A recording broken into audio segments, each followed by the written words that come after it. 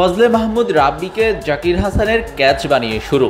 সাকিব, সোহান, ইয়াসির রাব্বি সহ এভাবে মোট ৮ ব্যাটসম্যানের শিকার রেজাউর রহমান রাজার। ৬ ওভার ৩ বলের স্পেলে ২৩ রানের শিকার ৮ উইকেট। রাজার এই ফিগারই লিস্টে ক্রিকেটে বাংলাদেশের সেরা।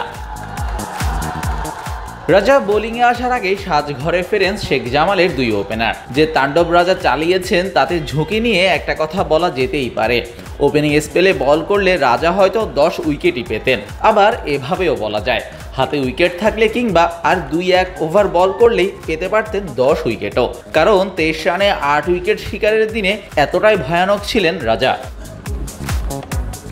লিস্টেতে বাংলাদেশি বোলারদের মাঝে এতদিন সেরা বোলিং ফিগার ছিল ইয়াসিন আরাফাত মিশুর।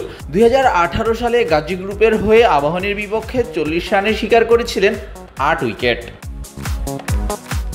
৩ আছেন আব্দুর রাজ্জাক। বাঁ হাতিয়ে স্পিন কিংবদন্তি ২০০৪ সালে জিম্বাবুয়ে এই দলের বিপক্ষে ১৭ রানের শিকার করেন ৭ উইকেট। চলতি ডিপিএলে ২০ রানে ৭ উইকেট শিকার করা আবু হায়দার রনি আছেন এই লিস্টের ৪-এ। শাহরিয়ার শাওন, স্পোর্টস বাংলা।